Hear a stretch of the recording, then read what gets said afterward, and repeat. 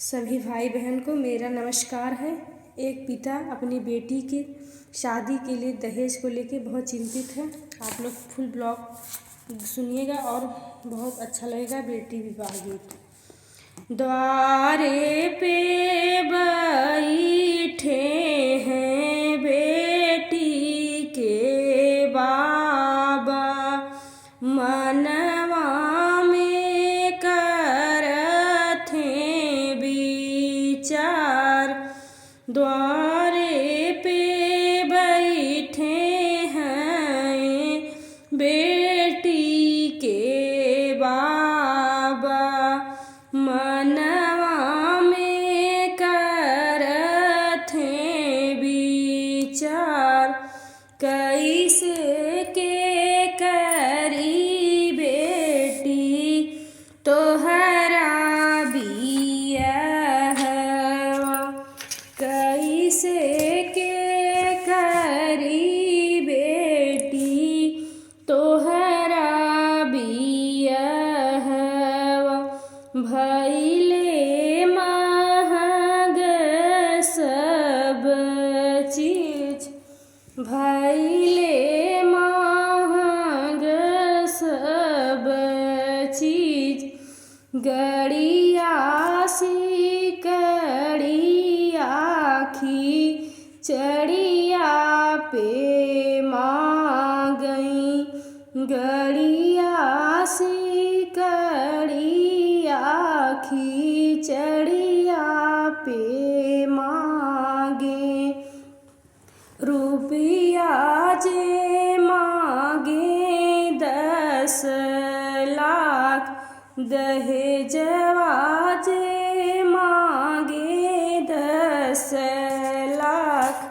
कैसे के करीब हम बेटी बियाहवा, कैसे के करबई हम बेटी के बियाहवा।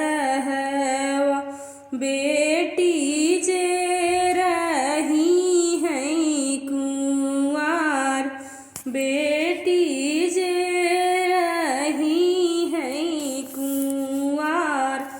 एतनी बचन सुने भैया कवनेरम,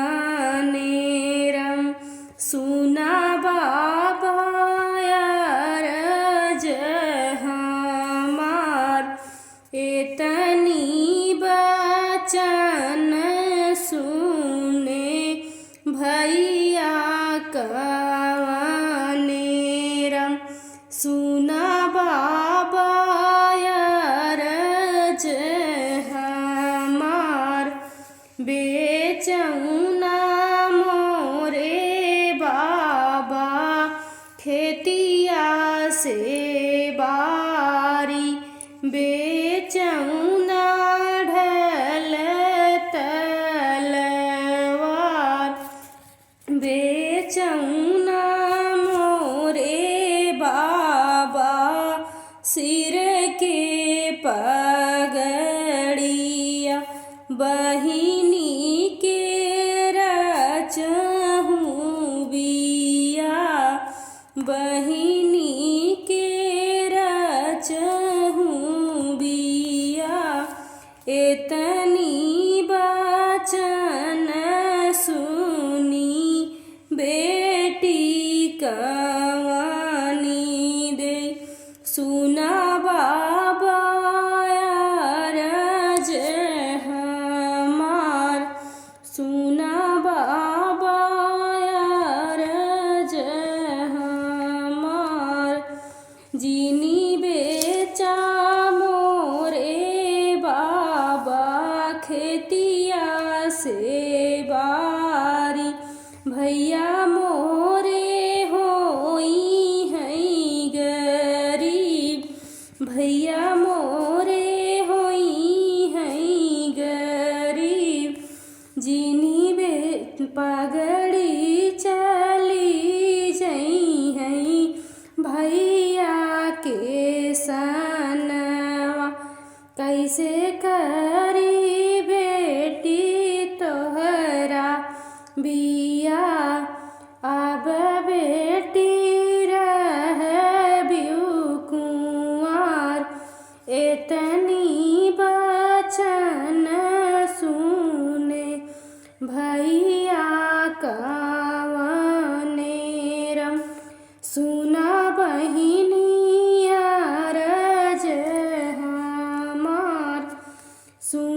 बहिनिया रज हमार अपनी गरीबिया बहिनी सही हम लेबै धूमधाम रचबै बिया धूमधाम रचबै बिया बड़े घरे करबै बहिनी तोहरा बियाहवा राखी लेबै आपन सान राखी लेबै आपन सान आई बारतिया दुअरवा पे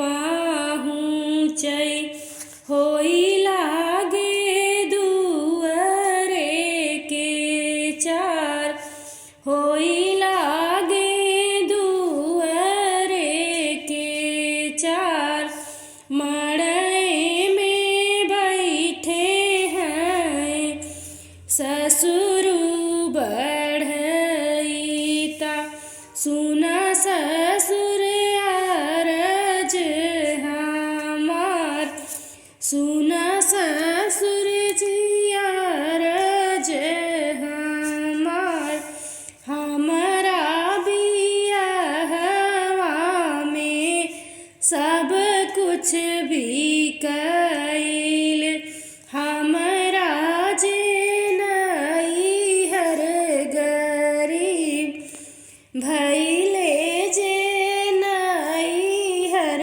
गरीब भैया भतीजवा मोरे तड़प के रही हैं कैसे के फली हैं दोहरा दहेज कैसे के फली हैं तोहरा दहेज इतनी बचन सुने ससुर